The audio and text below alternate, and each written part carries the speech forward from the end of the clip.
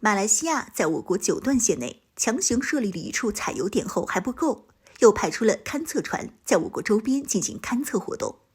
对此，我国海警出动万吨巨舰在此持续巡航。来看详细情况如何。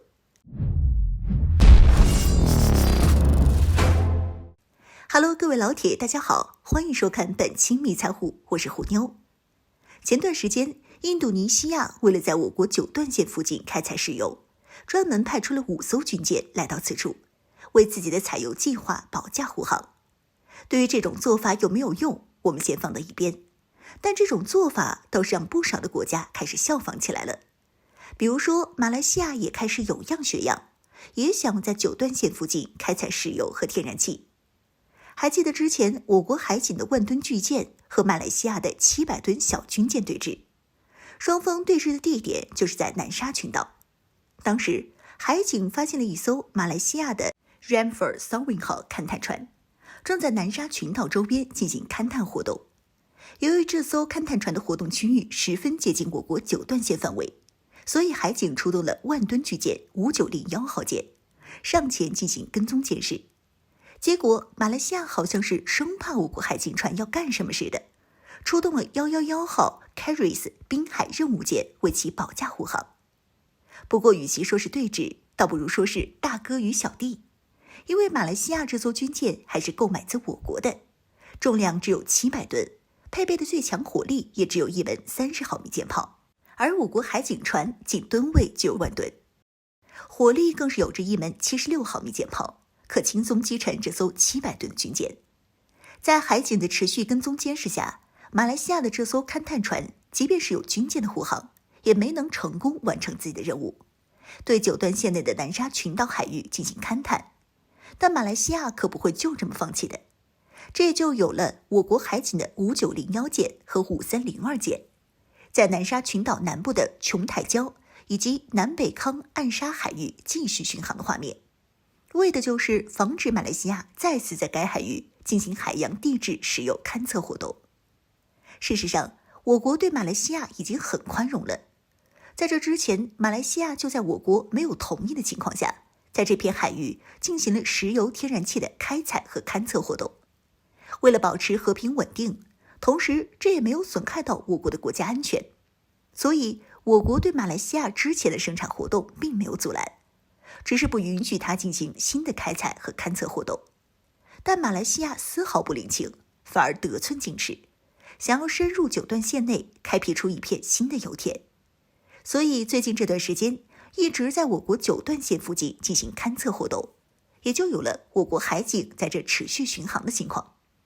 对于我国之前为何允许马来西亚在九段线内开采石油，这是因为我国早在数百年前就进行了远洋活动，这也就导致我国海域权益边界十分广阔。从九段线的划分来看，在南海区域由断续的线组成的 U 型线，已经将这些国家的家门口都囊括在内。而当时在二战后，我国又是战胜国，再加上这些国家还都没有独立，九段线的大部分区域都是无人岛礁，所以西方列强当时都同意了我国九段线的划法。后来随着国际社会的不断发展，这些南海周边区域的国家都摆脱了西方列强的殖民统治，完成了独立。这时候问题就来了，这些国家怎么可能同意我国将九段线划在自己家门口呢？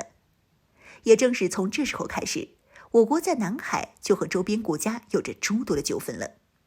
本着主权在我，搁置争议，共同开发的原则，我国并没有选择和这些国家死磕到底，而是选择了共同合作开发，并且取得了一定的效果。所以南海地区之前的竞争是激烈，但大多都是资源竞争，比拼的是各国的深海采油技术。因此大家就算有冲突，还是和和气气的，并不会大动干戈。但现在不同，在美国的带领下，南海区域的竞争已经变成了主权之间的竞争。像仁爱礁虽然名义上属于我国，但是这座岛礁实际是被菲律宾控制了。菲律宾仗着岛礁上停靠的一艘老旧军舰，霸占了这几十年的时间，